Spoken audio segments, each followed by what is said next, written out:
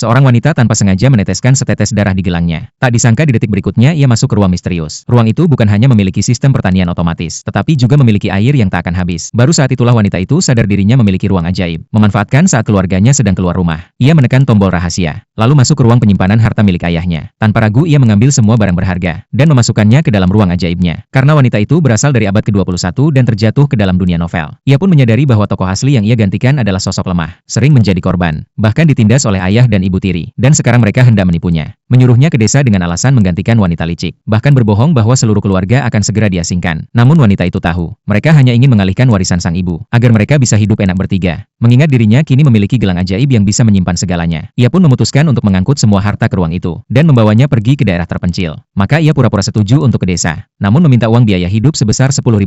Ayahnya yang berpikir bahwa $10.000 bisa menyingkirkan wanita itu, langsung mengeluarkan segepok uang dari kaos kakinya dan memberikannya. Demi mencegah ayahnya menarik kembali ucapannya, wanita itu langsung meminta untuk memutus hubungan keluarga secara hukum, dan menyatakan bahwa itu lebih aman bagi kedua belah pihak. Ibu tiri yang mendengarnya langsung senang, dan buru-buru menyuruh mereka menandatangani dokumen. Karena setelah hubungan keluarga diputus, wanita itu tidak akan bisa lagi mewarisi harta. Maka mereka pun menekan sidik jari penuh perhitungan. Saat itu si wanita licik menyarankan agar ia mengambil alih pekerjaan wanita itu. Namun wanita utama justru menawarkan untuk menjual pekerjaan itu seharga $1.000.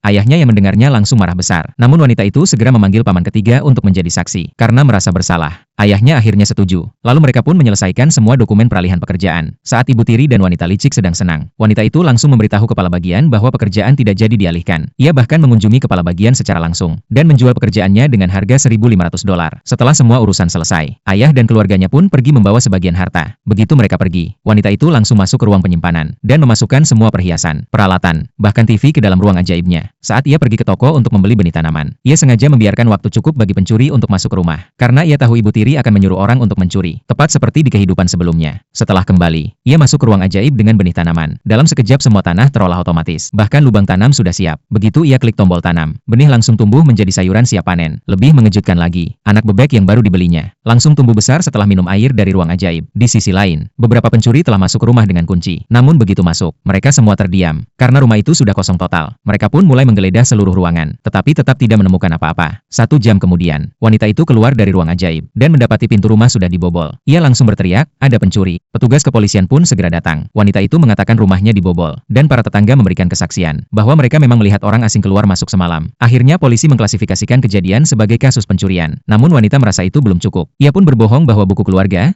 dokumen resmi, juga dicuri, dan ia butuh untuk pemeriksaan kesehatan besok. Mendengar itu, polisi berjanji akan membuatkan surat keterangan agar ia bisa mengurus dokumen baru. Keesokan harinya, wanita itu menyamar menjadi si wanita licik, dan mendatangi kantor urusan